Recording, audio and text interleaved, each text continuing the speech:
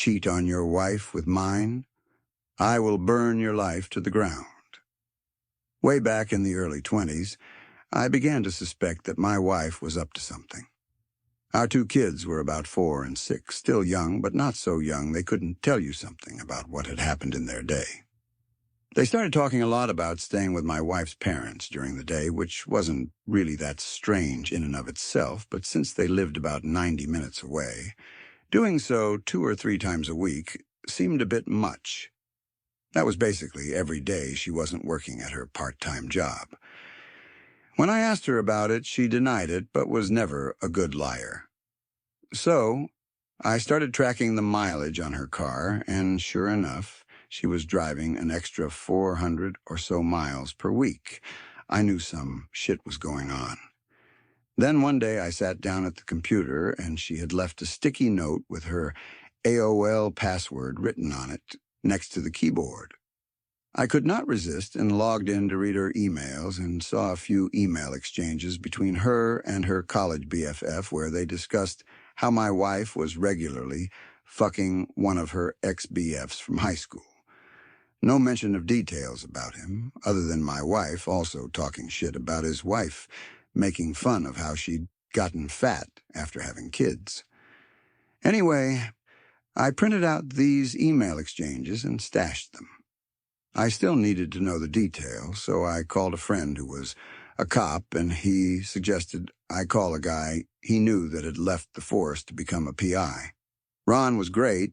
I paid his retainer and gave him the emails and what little I knew about my wife's activities, and he figured out exactly what she was doing. His report detailed with photos and times, dates, locations, all about how she would take the kids to her parents, then go meet this guy for lunch.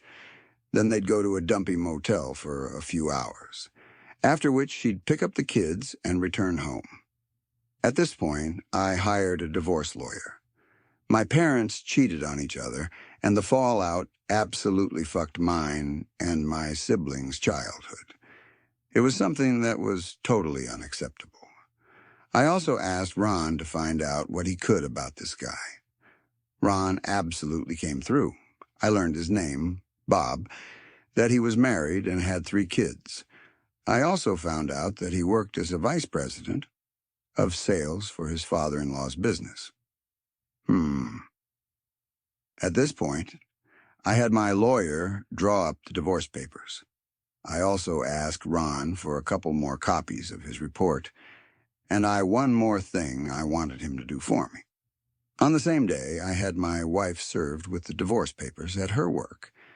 I had Ron meet with this guy's wife and show her everything he'd found out.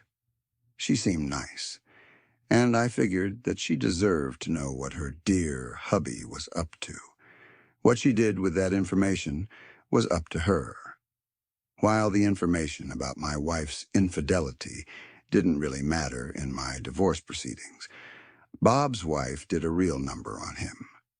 According to the publicly available court documents from the divorce and other related proceedings, she cleaned out their joint account, took the kids, and left. As soon as her dad found out what he'd done, Bob was fired, and since her parents actually owned the house where Bob and his wife lived, he also got evicted. Their divorce was ugly. Lots of fighting in, and evidently out of, court. I guess Bob went to the house and started arguing with his wife, and it escalated to the point that her brother stepped in and Bob got his nose broken. There were restraining orders, a few more incidents with police reports, criminal charges, jail time, and so on. I can't find Bob on the internet anywhere these days. Last I heard, he'd left the state, and his ex-wife did okay. She went to work at her dad's company and took over after he retired. As for me, my ex and I got along well enough. I didn't engage with her on anything that wasn't related to the kids. And now that they're both adults, I don't talk to her at all anymore. I don't hate her or anything, but I only care in the context that she is my kids' mom and is important to them, nothing beyond that.